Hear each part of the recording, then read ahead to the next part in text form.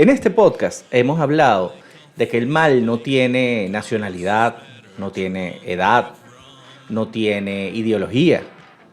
Pero resulta que tampoco tiene género. Y eso lo vamos a confirmar hoy. Vamos a hablar de mujeres asesinas. Culturizando presenta Cosas muy importantes con Daniela y Federico. Bienvenidos a Cosas Muy Importantes. ¡Muy importante! Episodio 54, cuarto episodio de nuestra quinta temporada ya. Hoy vamos a hablar de esas mujeres malas. Mira, estas son mujeres empoderadas. Pero empoderadas de verdad para el mal, ¿eh? No hay nada más hermoso que ese amor que puede tener una madre hacia sus hijos. Y probablemente es uno de los amores más puros, pero así como está ese amor de madre maravilloso, también se puede generar un odio espantoso. Sí, y yo creo que hay algo en la mujer que cuando queremos ser crueles o frías, podemos ser muy malvadas. Mala mujer. Obviamente estos casos que vamos a narrar a continuación son llevados al extremo. No creo ¿Tú dices? No creo que aquí haya alguien, espero que no, que nos esté escuchando que diga, ay, igualita a mi suegra. No, espero que no, espero que eso no ocurra con este episodio. Bueno, mira. Porque si es así, huyan.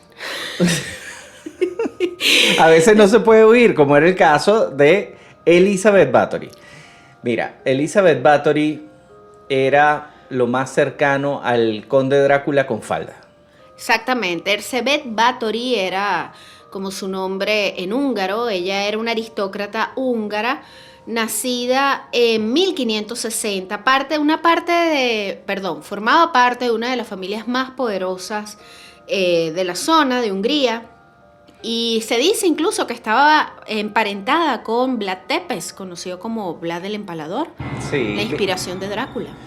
Fíjate, una de las cosas que pasaban en estas familias es que tendían a casarse entre familiares, endogamia. Exactamente. Esto no en todos los casos, pero sí en un porcentaje, genera niños con algunos problemas. Sí. Este es el caso de Elizabeth Bathory.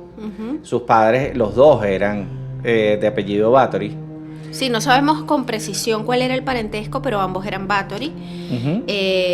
Elizabeth empezó a manifestar desde edades muy tempranas ciertos como ataques de epilepsia, algunos problemas de conducta, pero más allá de eso también había un tema de crianza. Sí, vivía en un ambiente sumamente violento. Recordemos que particularmente esta época en Hungría fue bastante convulsionada. Ellos bastantes guerras tuvieron. De hecho, no muchos años antes estuvo su antepasado precisamente Vlad Tepes matando gente por matando allá gente como loco. a diestra y a Dilo como siniestra, es. el empalador. Recordemos que Vlad Tepes le gustaba empalar a sus víctimas vivas. Sí, de ahí viene ese seudónimo. Así como ¿Qué? Federico el Antiguo.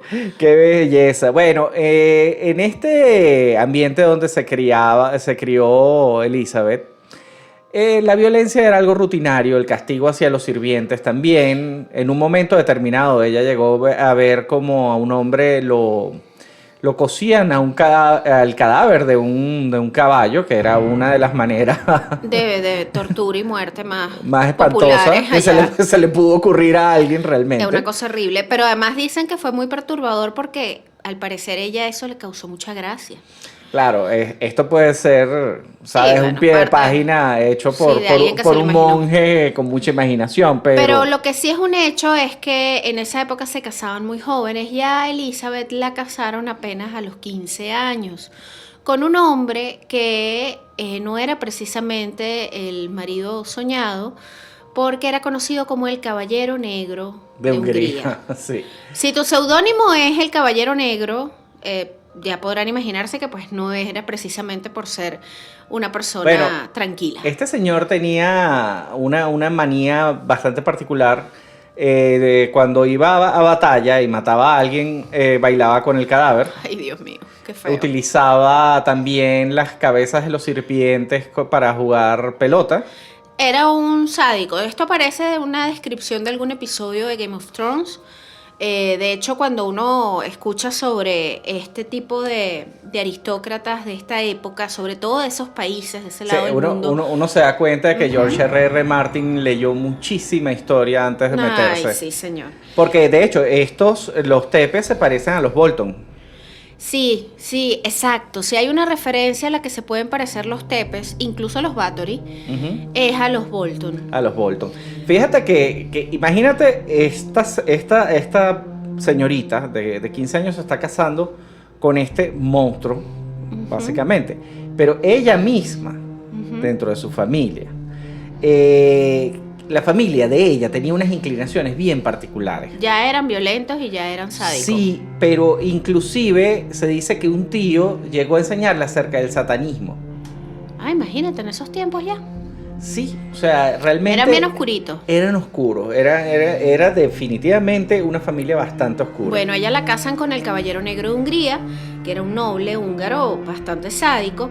Pero, ¿por qué Erzsébet está en esta lista? Que no lo hemos comentado. Fíjate, a Erzsébet se le acusa de ser la asesina en serie más prolífica de la historia. Acaba de destacar, no mujer, no, entre hombres y mujeres y todo. La asesina en serie más prolífica de la historia se le achacan 650 muertes. Presumimos que esta cifra está un poco inflada, porque creemos que con los años se alimentó mucho el mito en torno al sadismo de ella. Sí, sin embargo, pero sí mató un gentío. Sin embargo, los historiadores tienden a poner esa cifra en 80. Matar a 80 personas, 80 personas es un una gentío. exageración. O sea, ya estamos hablando no durante una época de guerra, no eran prisioneros de guerra. No. No era un bando. No estaba pasando nada. Eran sus propios sirvientes. Empezó con sus sirvientes, eso es correcto. Eso. Ahora, ¿de dónde, digamos que ella termina de pulir estas prácticas de crueldad y de sadismo? Bueno, El esposo, el conde, el caballero negro, el conde Nadasti, se dice que le enseñó muchas de las cosas que ella después aplicó. Como él pasaba mucho tiempo peleando y bailando con cadáveres, él le mandaba unas bellas cartas de amor en las cuales Ay, qué feo. le explicaba con lujo de detalles cómo debía disciplinar a los sirvientes. Y ciertamente ella comenzó disciplinando a su servidumbre. La servidumbre de Erzsébet comenzó a desaparecer, la gente no la veía, pero nadie extrañaba la servidumbre. Se dice que todo esto empieza, o hay una anécdota en particular de una sirvienta que le estaba cepillando el cabello y por accidente le jala el cabello, y que esto a Erzsébet la detonó. Y le lanzó un golpe de tal fuerza que le rompe la nariz y la chica sangra. Sí, mira, Ajá. si bien el asunto con Elizabeth Bathory, a ella se le achacan muchas muertes durante su matrimonio con el conde negro, pero el grueso de sus víctimas ocurren Cuando es viuda. cuando ella enviuda. Exactamente, ella enviuda del conde, porque el conde con esa vida que llevaba obviamente no vivió mucho tiempo, enviuda. Por cierto, ella ya había tenido 3 hijos. Ah, Erzsébet ya Tuvo ve. 5, pero sobrevivieron 3, Bueno. lo que es un buen porcentaje para la época. Ay, qué horrible. Dicen que cuando golpeó a esta sirvienta, que se queda con parte de la sangre de ella en la mano, ella empieza a desarrollar una fijación por la sangre, porque se da cuenta que la sangre de la joven le pone la piel bonita. Y bueno, sabemos que las fanáticas de los tratamientos innovadores y revolucionarios de belleza, pues son capaces de hacer cualquier locura. Bueno, a mí siempre me dio risa lo de la placenta de ovejo. Bueno, no, la cantidad de tratamientos estéticos que existen actualmente de cosas insólitas o sea, de Erzsébet, pues bueno, tendría un spa hoy en día. Tendría una espada. Ahora, fíjate, los historiadores no han hallado ningún informe fidedigno de la época que hable de esta Del vampirismo, fijación del pues. vampirismo de Erzsébet Bathory. Sí es su sadismo. Porque Del sadismo de eso sí, sí y de quedaron. las muertes. Sí, muchos testigos dieron fe de eso. Pero no de la parte vampírica de la historia. Sí, porque la leyenda habla de que ella se bañaba, llenaba una tina en sangre de jóvenes vírgenes y se bañaba ahí para mantener su juventud. Ahora, ¿quién Capaz sabe? que sí lo hacía, como decimos, las primeras en desaparecer fueron sirvientas. Recordemos que no habían redes sociales. No. Aquí Hashtag bañándome en la bañera con sangre, bueno. Exacto. Nuevo tratamiento. Ay, Dios mío, qué angustia. Y que chicas, les voy a hacer el unboxing de la nueva sangre fresca que me llegó para mi último tratamiento de belleza. Mira, alrededor de 1601, esto ya fue posterior a la muerte del conde, Ajá. se muda una dama llamada Ana d'Arboila. Ok. Se dice que esta dama es la que termina de detonar el sadismo de Erzsébet. Era como una ama de llaves, ¿no? Sí, pues ¿qué es lo que hablamos acá? Al final tenemos una mujer muy solitaria, probablemente muy aburrida, Violenta, con tendencias con tendencia a la violencia y malas mañas, ¿sabes? Lo otro es que se dice que Erzsébet tenía una sexualidad reprimida, se dice que ella era lesbiana y que el tener reprimido eso en esa época pues la hizo como detonar por otro lado. Se dice que también esto contribuyó a alimentar mucho las leyendas en torno a ella. Sí. El hecho es que cuando llega esta Ana d'Arbolla, pues Erzsébet termina de perder los papeles y aquí se vuelve la masacre Sí, del castillo. aquí pues. pasa de ser una señora mala Exacto. a la sádica. historia. Sí, a pasar a la historia como una de las personas más sádicas que ha existido. Exactamente. El gran asunto con Elizabeth Bathory es que ella vivía en este castillo rodeado de una aldea. ¿Ok? Ujú. Esta aldea era, como decirte, su alacena de sirvientes. Cada vez que necesitaba sirvientes y la gente del pueblo obviamente necesitaba el trabajo, Claro, terminaban trabajando en el terminaban castillo de trabajando en el castillo de Erzsébet. Pero ¿qué pasaba? Muchas de las muchachas que entraban a trabajar como sirvientas no volvían a salir más. Erzsébet. Claro. Y esto empezó, ¿sabes? Como a correr la voz de que algo raro pasaba dentro Pero no de este hizo castillo. mayor ruido de eso porque eran sirvientas y al final a la plebe pues nadie le prestaba mucha atención más allá de los rumores. Pero todo cambia en el momento que Erzsébet abre como una especie de academia de modales para señoritas, pues. Ujú. Una escuela de señoritas.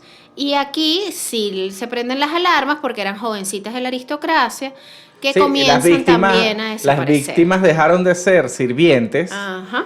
y pasaron a ser nobles. Entonces, las familias de estas nobles, Las mandaron a buscar. por supuesto, fueron a donde el rey y dijeron, miren, algo extraño está pasando ahí. El mismo rey ordenó que un conde, que era amigo, el conde Turso, que era amigo de la familia Bathory, fuese a averiguar qué es lo que estaba pasando.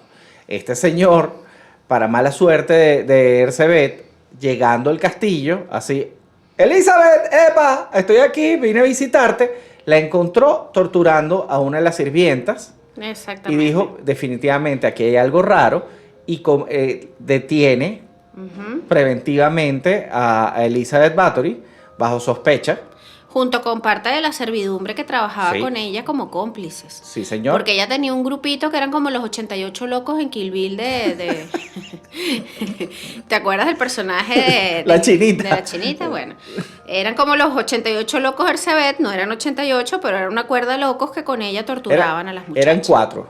Eran 4 locos. A Tres- esos 4 locos creo que 3 mujeres y un hombre. creo que le perdonan la vida a una sola, que era la más jovencita, Sí. porque notaron que pues ella estaba bajo la influencia de los otros. Ahora, hay que ver si eso realmente fue así. Lo que pasa es que cuando el conde Turso le pregunta a Elizabeth qué es lo que está pasando, ella dice que fueron los sirvientes Sí, exacto. los que la obligaron y ella temía por su vida. Sí, bueno, entonces miraron a los sirvientes y los sirvientes hicieron como que rayos. Rayos. Entonces a 3 los condenan, los ejecutan, le perdonan la vida a la más joven, la Y- apresan y y Elisa- apresan a Elizabeth. Sí, y fíjate, este señor tuvo una cierta compasión, sí, por haber conocido a la familia, decide encerrarla en el castillo y no hacer un juicio. Claro, para evitar un poco el escándalo y el escarnio público, la gente estaba enardecida. El hecho es que a ella la Definitivamente eso encierran. no sirvió para nada, No. porque aquí estamos 500 años después leyendo esto. Sí, al final nos enteramos igual de lo que había hecho Erzsébet, o peor, porque terminamos alimentando la historia con un poco más Perdón, de fueron sazón. 400 años. 400 años, correcto. El Ya, hecho ya es... ven por qué no soy físico. El hecho es que Ersebet pues termina sus días encerrada precisamente en uno de los calabozos o mazmorras que ella misma utilizaba para torturar a las jovencitas y a sus sirvientas. Daniel y yo tenemos una mazmorra aquí en la casa. Nunca la hemos usado. Está la bomba del agua ahí. Sí. Mateo la utilizó para unas fotos del colegio. Algún día postaremos el video completo que hizo nuestro hijo. Sí, de la mazmorra de su casa. Es terrible. Pero bueno, ahí no hemos matado a nadie. Entonces, Por fíjense. ahora. ¿Qué es lo que se creía que hacía Ersebet con sus sirvientes? Mira, les pegaba. Sí. Una de las maneras más inofensivas que tenía de matar a sus sirvientes era que las arrojaba al frío, Que desnudas, dejaba que se congelara. y les echaba un balde de agua y dejaba que se congelaran. Ay, qué maldad, chico.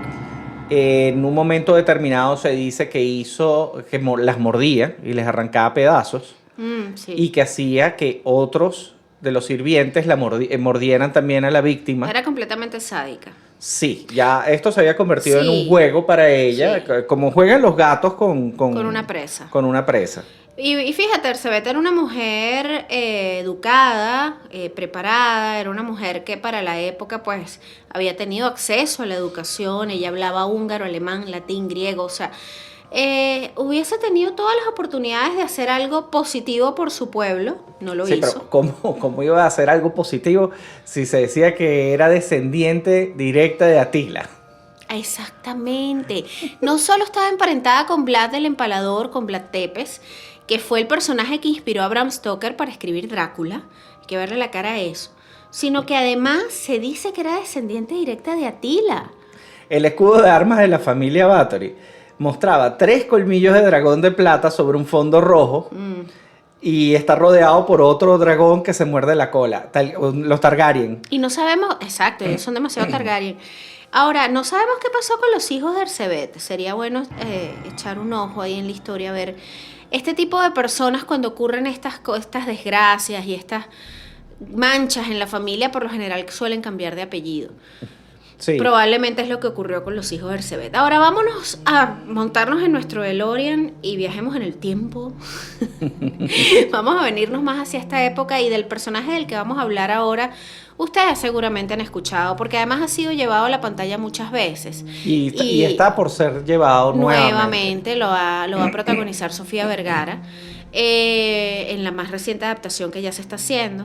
Pero además ha sido protagonista en los últimos tiempos porque ha habido como una apología que a mí me parece algo bastante retorcido e innecesario en torno al tema del narcotráfico, ¿no? Sí, los pintan como si fuesen Más inteligentes que uno. El hecho es que... una especie de héroes del pueblo que logran, Sí, que unos logran Robin llegar Hood ahí, a la riqueza. bizarros, sí. Entonces este personaje del que vamos a hablar es una señora que deja a Pablo Escobar como un peluche. Sí, literalmente Pablo Escobar fue su peluche en un momento determinado. Exactamente. Ana Griselda Blanco. Esta señora nació en Cartagena, Indias, en 1943.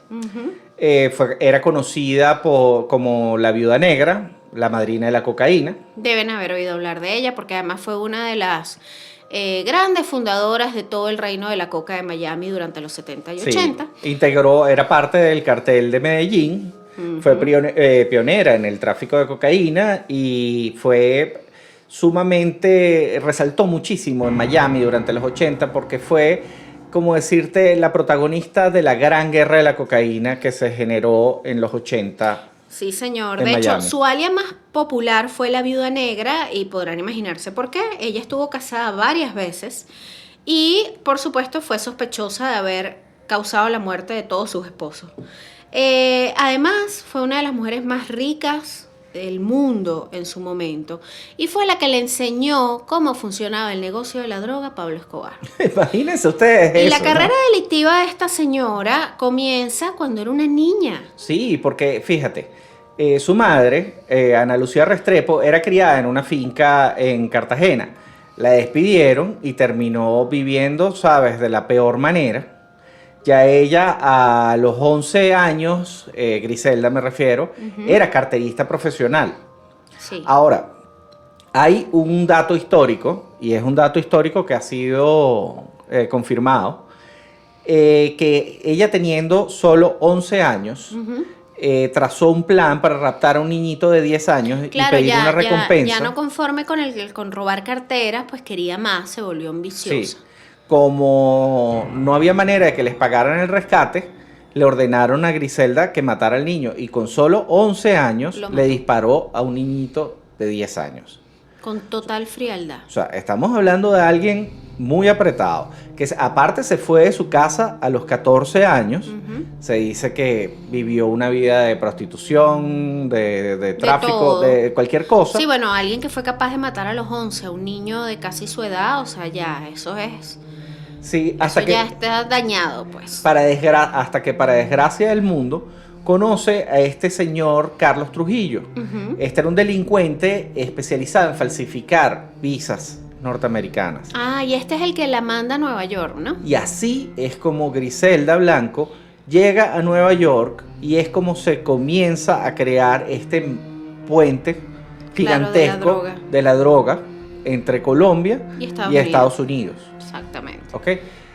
Durante estos primeros años, ella tiene una amistad y es como decir la mentora de Pablo Escobar. Ok.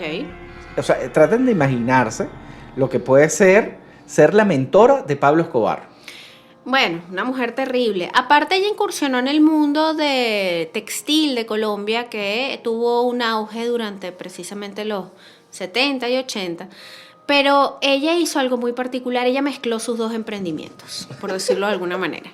Los por eso es que Bitcoin es empoderada. y el mercadeo digital. Sí, no, ella agarró y mezcló la industria textil con el narcotráfico y creó una empresa de ropa íntima y de tacones también, que tenían compartimientos secretos para guardar la droga y utilizaba mujeres como mula, que las mujeres Sí. en ese momento llamaban muchísimo menos la atención. Por supuesto, o sea, no es lo mismo que entre un tipo bigotón mal encarado por inmigración, a que entre una muchacha con su vestidito Sí, vaporoso. aparte con su sostén push-up. Si ustedes se acuerdan de los push-up que tenían como un rellenito. Bueno, Sí, el bueno. rellenito del sostén push-up de los que diseñaba la empresa de Griselda, pues tenían cocaína, señores. Horrible. Ella vivía entre lo que era Nueva York Ujú. y Medellín, ¿sabes? Iba, venía y todo esto. En un momento determinado se muda a Miami, que es donde estaba el centro de la acción. Ujú. Comienza esta guerra De carteles allá, de carteles, hasta que la cosa se le empieza a poner difícil y se muda a Los Ángeles. Pero además se le pone difícil porque era bocona. Y era bocona porque ella se drogaba, cosa que es muy particular entre los traficantes de droga que por lo general no consumen. Exactamente. En el caso de ella sí. Sí. Entonces se vuelve muy errática en su conducta. Sí, ella en Miami, su casa era como una especie de templo, Ujú. en el cual habían estatuas de ella que Ay, los sí. narcotraficantes inclusive besaban para Claro, que era les una diera madrina. suerte. Hacían orgías, era un desastre, un desnalgue completo lo que era su casa. Qué horrible. Ahora, ella aparte tenía una vida familiar muy rica, pues tenía sus 3 hijos, posteriormente tuvo 4, llegó a tener 4 hijos, tenía 3 del primer matrimonio con este señor Trujillo, Ajá. que por cierto se dice que ella misma lo mató, No me extraña. y después tuvo a Michael Corleone Blanco. Señores, el hijo de Griselda, el único que sobrevivió porque a los otros 3 se los mataron, se llama Michael Corleone Blanco. Así, llévatelo. Ujú. Continúa. Ah, y el perro. El perro de Griselda Blanco se llamaba Hitler, un pastor alemán. Ok, continuamos. Ya tienen más o menos una picture, ¿no? De cómo es la señora de la que le estamos hablando. Ok, muy bien. Seguimos. ¿Qué más hizo ella? Mira, ella En este puso... currículum, en este que vamos a publicar en el LinkedIn de Griselda Blanco. A ver. Ella puso en el mapa estas ejecuciones de los 2 tipos en la moto con la metralleta. Sí, Tan común aquí en Latinoamérica. fue Griselda la que Fue Griselda. instauró este Yo, estilo de muerte. Por cierto, todo esto que le estamos hablando los 70 y comienzo de los 80. Sí, lo O sea, que no se significa que imaginen para esto Federico fue- esto fue hace 20 años. Exacto. Esto fue antes de Miami Vice. Exacto, exacto. O sea, Todo esto existe porque esta mujer lo Lo creó. instauró. Por supuesto, ella sentó las bases. O sea, Sí. esto no fue Desgraciado. el super boom que se vivió de mediados hacia adelante. Y que ella se pegó en el boom. No, señor, este boom lo creó ella. Lo creó ella. Sí, señor. Ahora bien, ella cae presa. Sí, ella cae presa en 1984 en Los Ángeles. Por cierto, es bastante chistoso como la atrapan. Ella la atrapan porque tenía, como dices tú o dice tu familia, que hay dos cosas que no se pueden ocultar en la vida, la tos y el dinero. Sí, ella no era nada discreta. Entonces, estamos hablando de una familia de colombianos que pagaba un arrendamiento de una casa de $30,000 mensuales en Los Ángeles. No trabajaban, Sospechoso. pagaban en efectivo, Montaron un bodegón. te- No, mentira. Ay, perdón. tenían Rolls Royce, Porsche, Ferraris, todos los carros, todos los jugueticos, como decimos por aquí, parados enfrente. Esto obviamente empezó a llamar la atención. Dijeron, ¿quién es esta gente?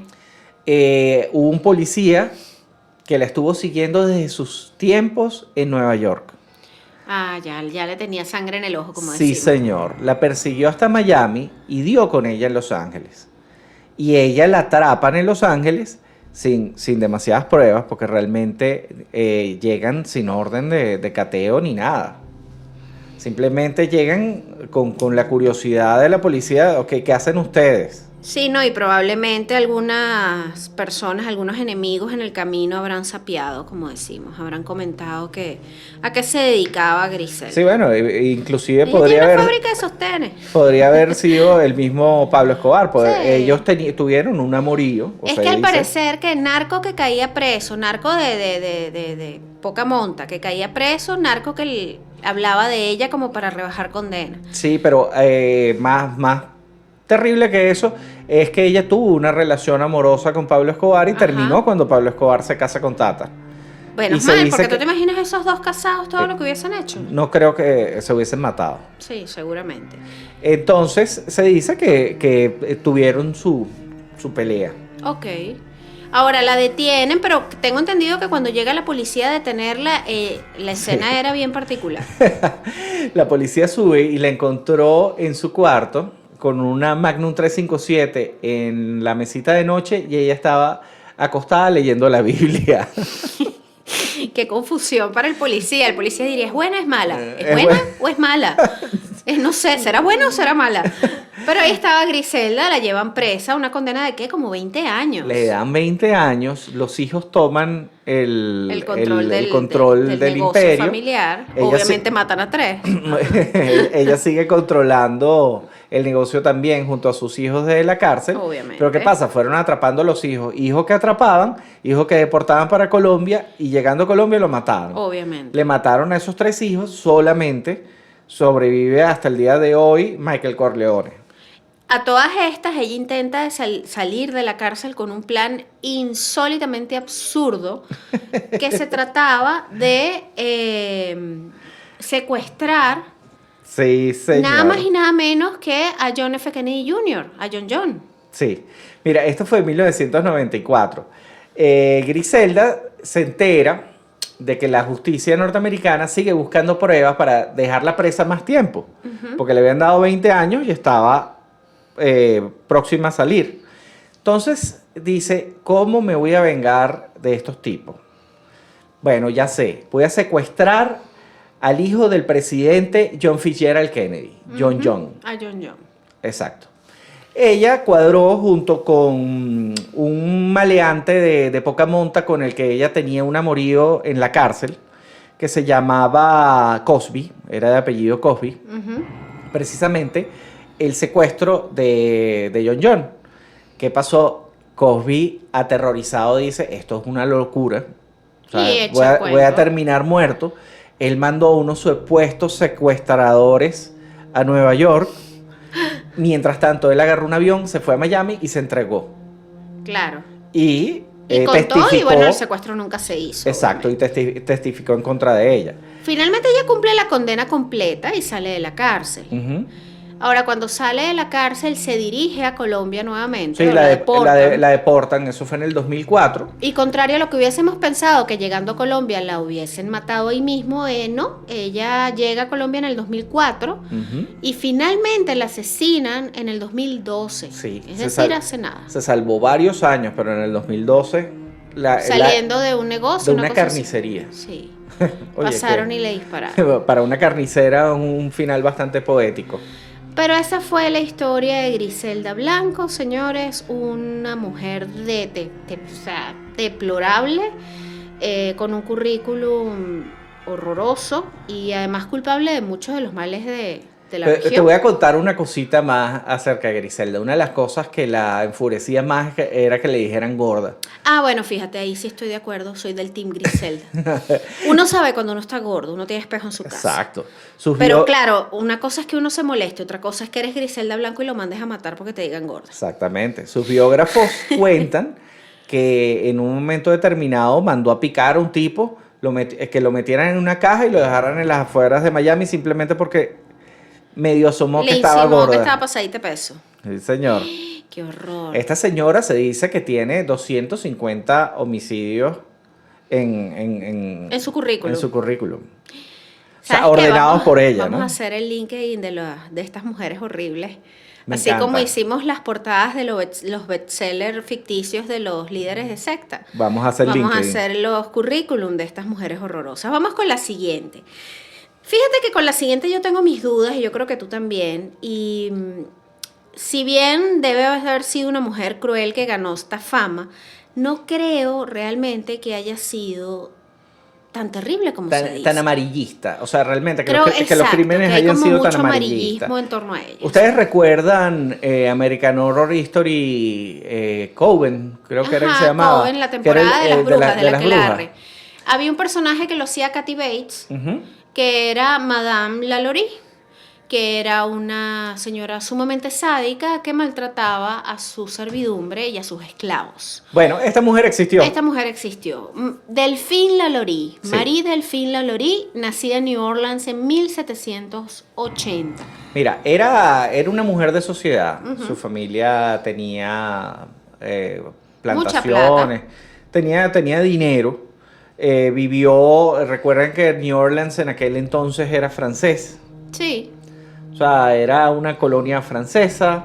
Tenía un estilo de vida totalmente distinto, Sí, muy europeo todo. muy europeo. Ella... Y tenían esclavos, por supuesto, porque era el estándar de la época y además estaban ubicados en New Orleans, que era como uno de los epicentros de todo esto. Ella tiene paralelismos con Erzsébet. Sí, También se casa muy joven, se casa con un diplomático español ujú, que la deja viuda y con una niña. ujú. Al Poste- poco tiempo se vuelve a casar. Se vuelve a casar con un señor mayor, como más exitoso, Claro. realmente, o sea, una persona con dinero. Sí.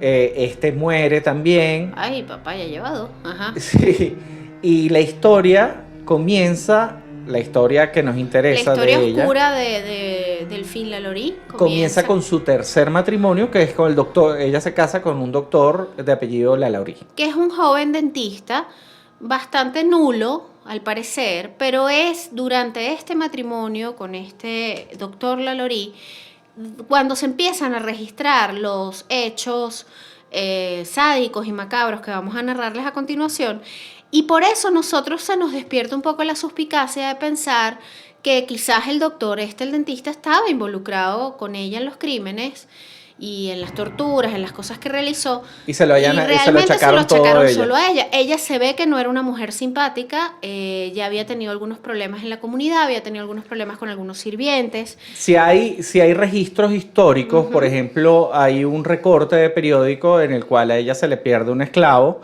y está el recorte de periódico de ella. Hay testigos, quedaron registros históricos de testigos que estuvieron en fiestas, porque esta era una socialité que vivía haciendo fiestas, cenas, bailes, cosas, que fueron testigos de cómo ella en una oportunidad maltrató tan fuerte a una joven esclava y en medio de una fiesta, de un evento en su casa, la muchacha se suicida, se arroja de un balcón. Ahora, cómo llegamos, o sea, cómo se entera el mundo de los horrores de Madame Lalaurie. El 10 de abril de 1884, en la mansión Lalaurie, arranca un pequeño incendio. Ajá. ¿Ok? En la cocina de la casa. Los vecinos, cuando ven el incendio, llaman obviamente a las autoridades y todo para entrar y poder apagar el incendio. Cuando abren la puerta de la cocina, encuentran a la criada, a la cocinera, encadenada a la estufa. Ella misma había prendido el incendio para que la salvaran, porque según palabras de ella misma, se había portado mal y la iban a subir al ático. Y todo esclavo que subía al ático no regresaba. Uh-huh. Durante el desorden, claro, del incendio, los vecinos se dice que subieron al ático y encontraron un cuarto de tortura completo. Sí, señor. De hecho, ella se había librado de unas denuncias cuando se le suicida esta joven esclava. Salieron a la luz algunas denuncias de esclavos de ella que habían simplemente desaparecido. Claro, eran los esclavos, al igual que el caso de Ersebet, pues era la servidumbre, a nadie le importaba, eran su propiedad, uh-huh, por ley. Entonces no hubo mayor revuelo, aparte de estar una mujer con muchas conexiones políticas. Sí, en algún momento inclusive le ordenaron que vendiera a sus esclavos. Y ella no cumplió con eso, no, se salió con la suya porque tenía conexiones. Y aparte, recordemos que fue un momento muy convulso en la historia norteamericana, entonces ¿quién le iba a andar parando a una ama que maltrataba a los esclavos? Exacto. O sea, los problemas eran otros. Al final, cuando entran al ático y encuentran este cuarto de horrores, se descubre todo el escándalo en torno a ella. Se dice que los vecinos enardecidos empezaron a destruir la casa, uh-huh, y ella aprovechó para pedirle al cochero que trajera el carro cargado, jalado por caballos, por la, uh-huh, época obviamente. Se montó junto con su esposo y se piraron a París. Yo es que a Brasil, ¿no, chicos? No llegaron, se fueron para París. Se fueron a París. Ella se va a París y ahí se le pierde el rastro. Se dice que muere de vieja. Hay quienes dicen que muere en un accidente años después. Esto fue en 1834, cuando ella huye luego del incendio. El hecho es que nunca se condenó realmente ni se enjuició a Madame Lalaurie. Lo que sí se sabe es que torturó y asesinó y, bueno... hizo de todo. Bueno, mira, ¿qué se dice que le hacía? A sus esclavos. Se dice que Madame Lalaurie les perforaba el cráneo, les rompía las extremidades y las colocaba en posiciones antinaturales. O sea, básicamente sadismo puro por parte de esta señora. Bueno, ahora vamos con la abuelita de toda esta historia. La abuelita. Con la nona. Mira, sí. Si hay algo a lo que tú no tuviste nona, tú no sabes lo que puede ser una nona. No, pero conocí muchas nonas porque además estudié en colegio italiano y tengo grandes amigos italianos y yo sé la importancia de la nona dentro del grupo familiar de italiano, ¿no? Y también sé que una de las cosas más peligrosas que uno puede hacer es causarle algún tipo de molestia o desagrado a una nona. La nona de la que les vamos a hablar es Leonarda Cianciulli. No exageres, Leonarda Cianciulli. Leonarda Cianciulli fue una señora italiana nacida en Nápoles en 1893 y es conocida como la jabonera de Correggio. Oye, qué nombrecito. Porque ella hacía jaboncitos, era una nona que hacía jabones. ¿Pero saben con qué hacía jabones? Bueno, quédense para escuchar con qué hacía jabones Leonarda. Mira, Leonarda, como casi todos los italianos de esta época, vivía una vida bastante dura. ¿De esta época? De la época que nació, exacto. Exactamente. Se dice que tuvo, bueno, está escrito en la historia que tuvo 13 hijos. Sí, pero le sobrevivieron pocos, ¿no? Tuvo 13 hijos, pero fueron muy pocos los que le quedaron vivos. Sí. Y esto la llevó a convertirse en sobreprotectora de los que sobrevivieron. Una nona sobreprotectora. Cuando su hijo consentido le dice que va a ir a la guerra, ella decide utilizar cualquier poder posible para protegerlo. Entonces se mete en un asunto como esotérico. De ocultismo y de, sí, de brujería. O sea, yo una cosa nunca, muy loca. por más que yo he leído bastante acerca de esta señora, todavía no entiendo cómo ella hizo el salto de eso a de los la A jabones. al B. Sí. Cuéntanos qué hizo. ¿Qué clase de secta hizo? O sea, pertenecía esta Leonarda como para terminar desde ritos de protección para su hijo que iba a la guerra a terminar asesinando a sus vecinas y convirtiéndolas en jabón. Fíjense, ya va que no sé, no tengo el orden, no sé cuándo empieza a matar ni... Ok, voy con las primeras de las víctimas. Fíjense, la primera de las víctimas de Leonarda fue Faustina Setti, una señora soltera que acudió a ella para que la ayudara a encontrar marido, porque Leonarda se había hecho como una fama de, no sé, de tener como un don. Leonarda le habló de posibles candidatos, pero le dijo que no le dijera a nadie sobre esto, ¿no?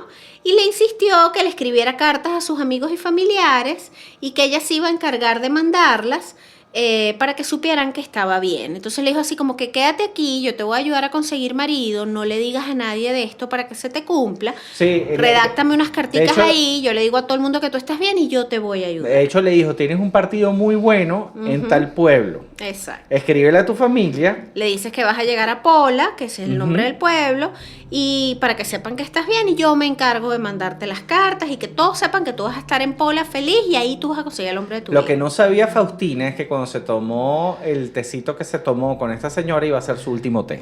Sí, exacto. Le metió somníferos. De hecho, fue un vaso de vino lo que le ofreció Leonarda, porque estaban contentas, estaban celebrando, le iban a conseguir un marido a esta señora. Bueno, mejor un último vaso de vino con un último tecito. Bueno, claro. Le metió somníferos en el vino y mientras dormía la asesinó con un hacha, escondió el cadáver en el armario, cortó el cadáver en partes, guardó la sangre aparte, con el cuerpo hizo un jabón y con la sangre hizo un pastel que le ofrecía a otras mujeres que iban a visitarla, también pidiendo consejos y ayuda. Después tuvo... Este fue el primer registro de una muerte que hizo la misma Leonarda. Ella detalló esto a la policía con este lujo de detalles que les estamos dando, que son súper escabrosos. Pues bueno, Leonarda le dijo a la policía, hice esto y esto con ella. Exacto. ¿En qué momento esto tiene que ver con la protección al hijo? No lo sé. Era una vieja sádica, eso y es loca. todo. Su segunda víctima fue una señora llamada Francesca Suavi. Esta le dijo que le había encontrado un puesto para trabajar como maestra en un pueblo llamado Piacenza. Le hizo más o menos el mismo modus operandi al anterior. Le dijo, mira, te conseguí un trabajo buenísimo como maestra, ven a visitarme para explicarte más, y básicamente lo mismo que la otra, ¿no? Dile a todo el mundo que estás bien y que vas a irte a trabajar a este pueblo. Y bueno, fue más o menos lo mismo. Aunque se dice que esta lo pasó peor. Sí, se dice que la descuartizó viva. También lo declaró Leonarda. Leonarda dijo, no, a la segunda la maté viva. Ok. La piqué viva.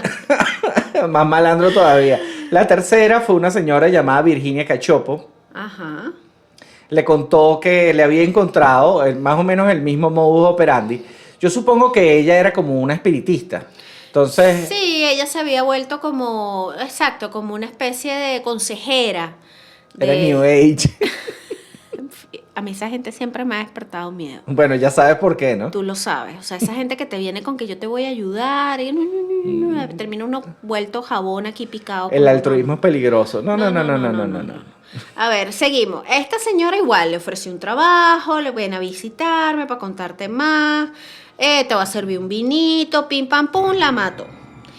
Entonces fíjense, a la cuñada de la primera chica le empezó a parecer sospechosa su desaparición a pesar de las cartas, y hizo como un seguimiento del caso, y la última vez que a esta chica la vieron fue entrando a la casa de Leonarda. Ella le cuenta sus sospechas a la policía y le dijo, mira, vale, mi prima se me perdió, mandó y que unas cartas que está bien, no es normal en ella que se pierda así. Y lo último que hicieron fue verla entrando a la casa de esta nona. Entonces, bueno, arrestan a Leonarda, la policía llega, abre una investigación, la arresta para interrogarla.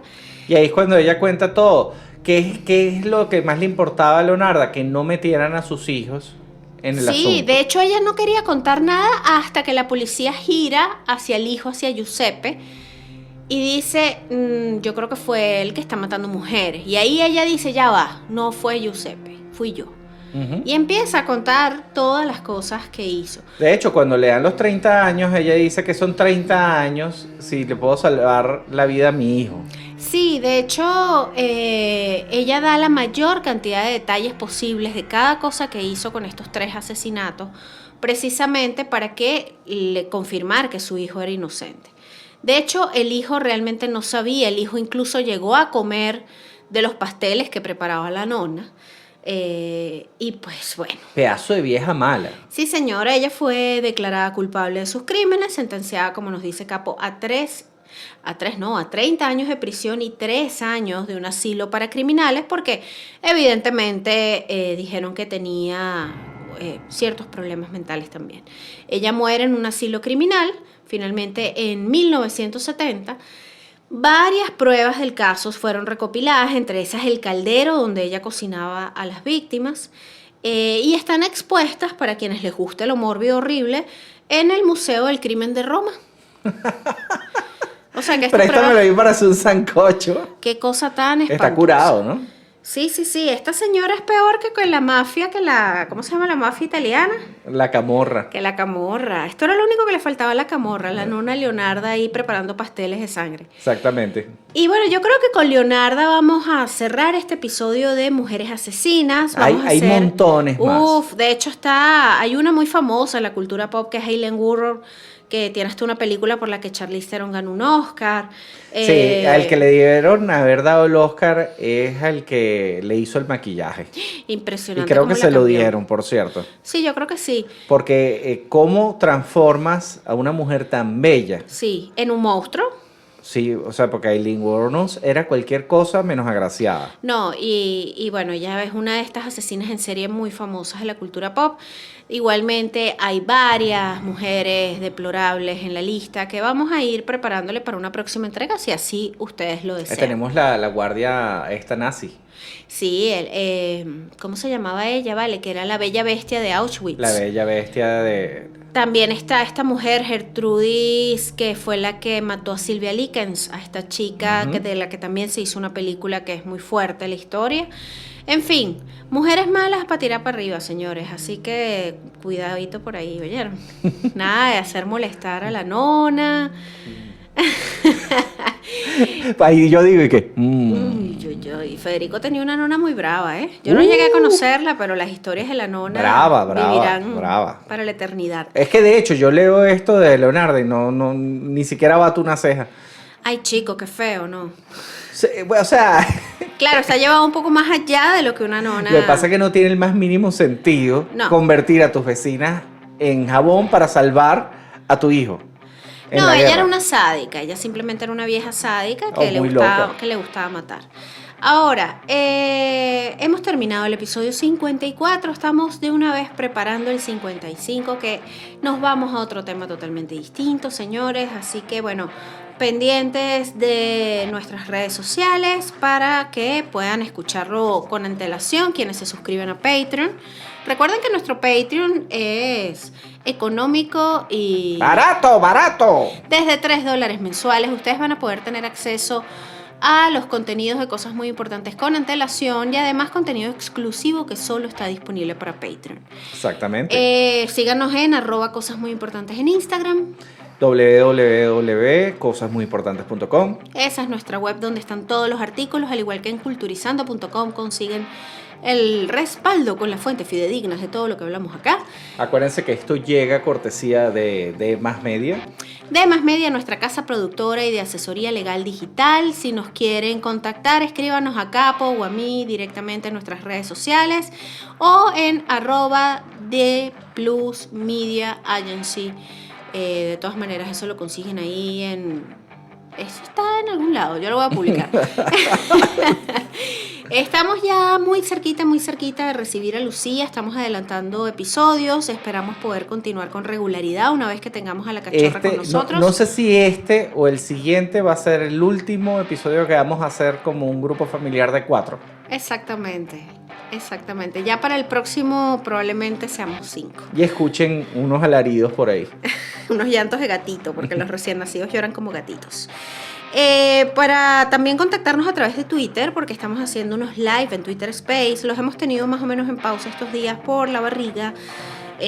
Porque bueno, Lucía es muy inquieta en las noches y no ha podido hacer los live. No, y acuérdense que la salud es primero. Exactamente, pero en Twitter Space hacemos unos live conspiranoicos los domingos pendientes de nuestras redes sociales para que por allá también puedan contactarnos y conversar en vivo, en tiempo real con nosotros. Yo soy Daniela. Federico.